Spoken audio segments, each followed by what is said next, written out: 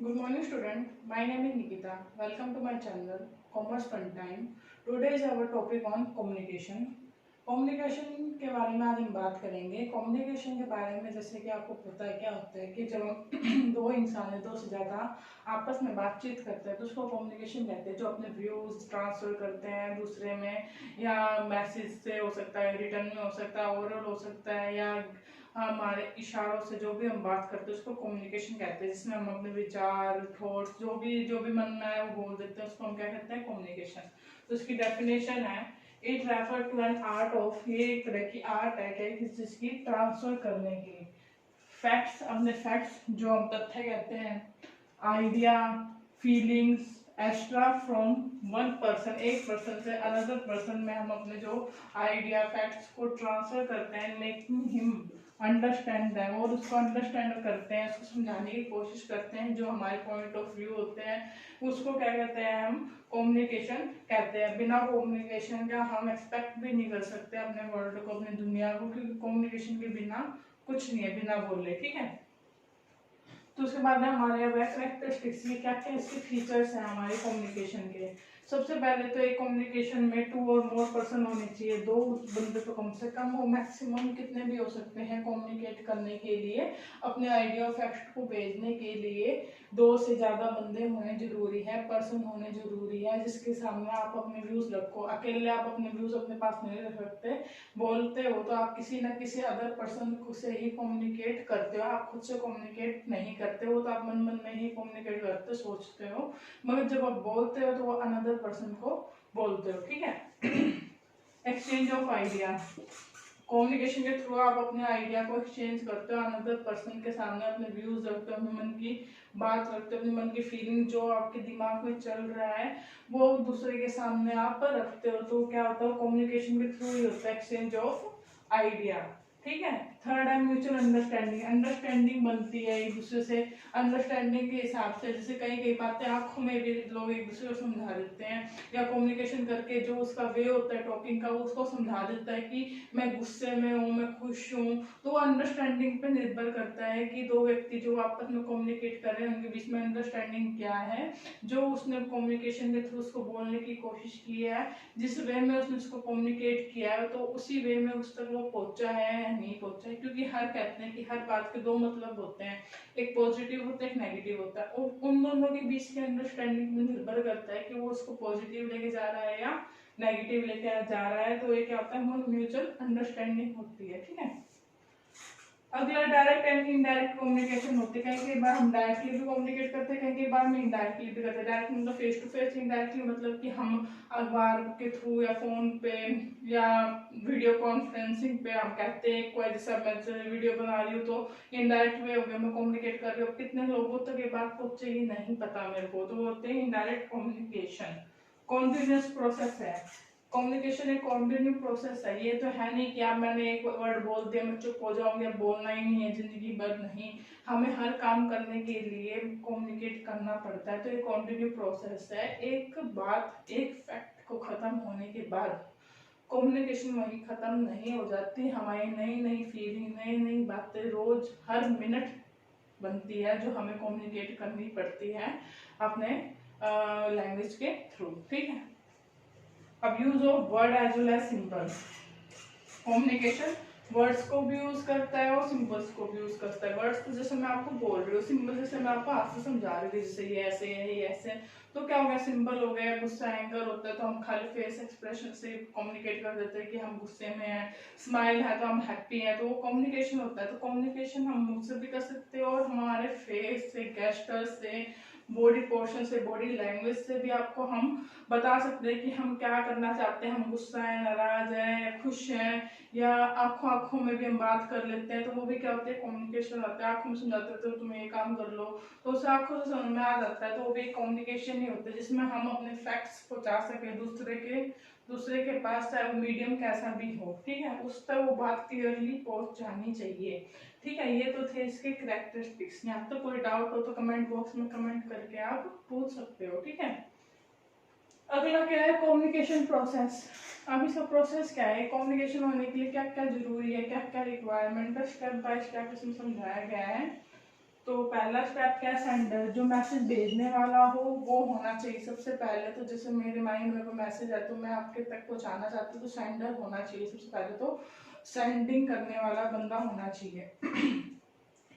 उसके बाद मैसेज होना चाहिए, जो भी आपका फैक्ट है, थॉट है, या एक स्क्रिप्ट है, जो एक पेज है, जो आपके मन में बात है, वो होनी चाहिए आपके पास। पहले मैसेज होना चाहिए जो आपको किसी और के पास पहुंचाना है, ठीक है। अब उसमें होता है एनकोडिंग। एनकोडिंग क्या होता है कि आप अब जो मैसेज है वो कैसे पहुंचाना चाहोगे, बाय माउथ या by expression, by gesture, by body language, वो आपके ऊपर निर्भर करता है, आपके ऊपर डिसाइड करता है कि कैसे बेटर वे में रिसीवर के पास वो रिसीव होगा।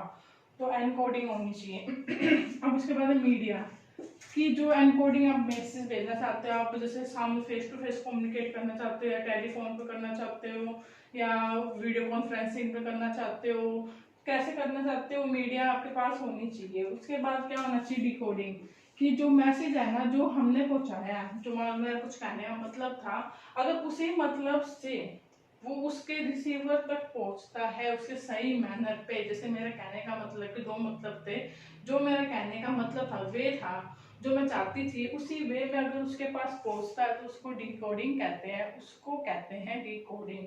और उसके लिए क्या होना चाहिए, सामने एक रिसीवर होना चाहिए। मैसेज रिसीव करना ये थोड़ा है कि मैं खाली रूम में बोलती रहूँ, कोई रिसीव करने वाला हो नहीं तो कोई फायदा नहीं है।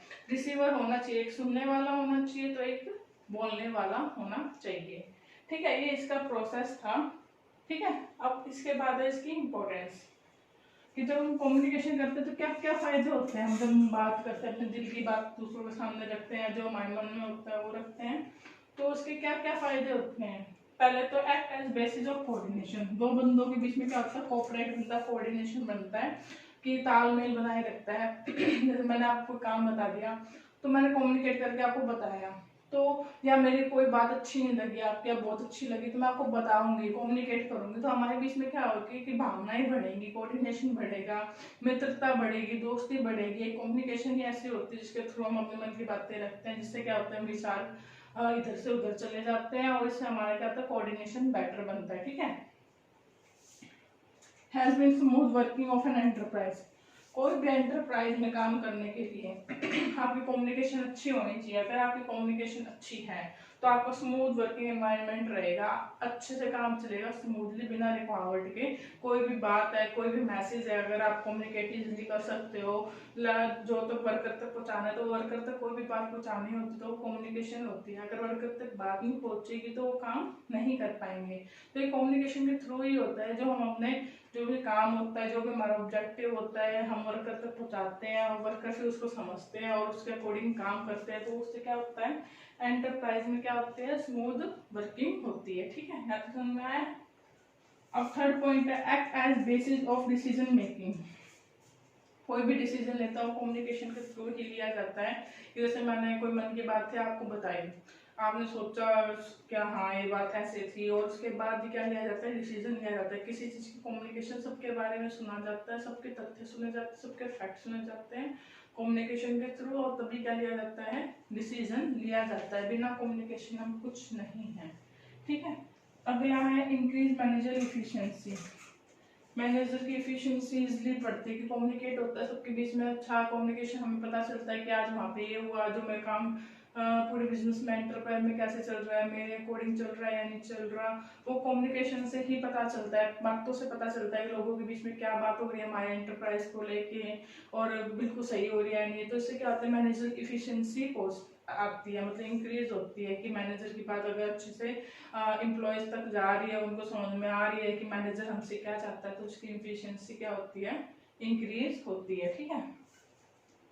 Promote cooperation and industrial peace, industrial जो इंडस्ट्री है उसमें शांति बनी रहती है, और कोऑपरेशन अच्छा होता है, प्रमोट होता है, मतलब इंक्रीज होता है। जो कोऑपरेशन पहले था, अगर हमारा बोलने का ढंग अच्छा है, एम्प्लॉय से कम्युनिकेट करने का, और जो मैसेज हम पहुंचाना चाहते हैं एम्प्लॉय तक, वो ढंग से पहुंच रहा है, अच्छे से पहुंच रहा है, उसी मैनर में पहुंच रहा है, और टाइम पे पहुंच रहा है, तो क्या होता है, कोऑपरेशन प्रमोट होता है, और इंडस्ट्रियल पीस, मतलब इंडस्ट्रियल में क्या बनी रहती है, शांति बनी रहती है, ठीक है।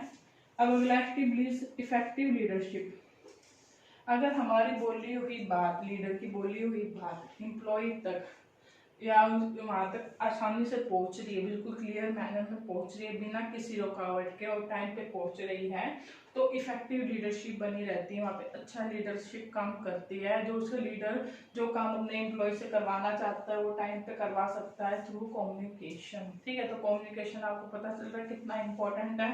बिना कम्युनिकेशन के हम कोई बिजनेस को नहीं सोच सकते, क्योंकि हम पढ़ रहे हैं कि बिजनेस स्टडी है, तो बिजनेस स्टडी में हम बता रहे हैं कि कम्युनिकेशन कितनी जरूरी है।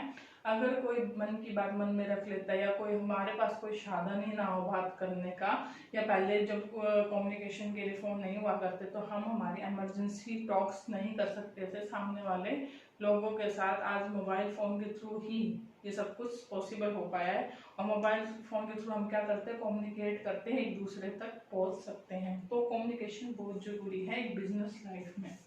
ठीक है, boost moral and provide motivation.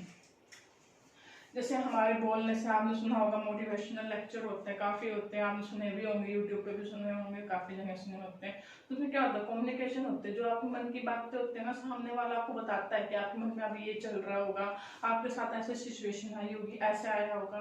तो एक बिजनेस में अगर कोई सिचुएशन ऐसी हुई है जो क्रिटिकल है, जो उसमें आप अच्छे से काम नहीं कर पा रहे, तो अगर आपकी कम्युनिकेशन अच्छी हो रही है, आप बता पा रहे हो कि आप वो बता पा रहे हो कि क्या कमी है अच्छे से ब्रीफ मैनर में, तो क्या होता है, और वो उसको ब्रीफ मैनर में समझ रहा है, तो वो क्या होगा, मतलब मोटिवेट होगा कि मेरी बात सामने वाले को समझ में आ रही है और इसमें इम्प्रूवमेंट अब होएगी। ठीक है, ये वाला टॉपिक यहीं पे खत्म होता है। अगला टॉपिक हम अगली वीडियो में करेंगे।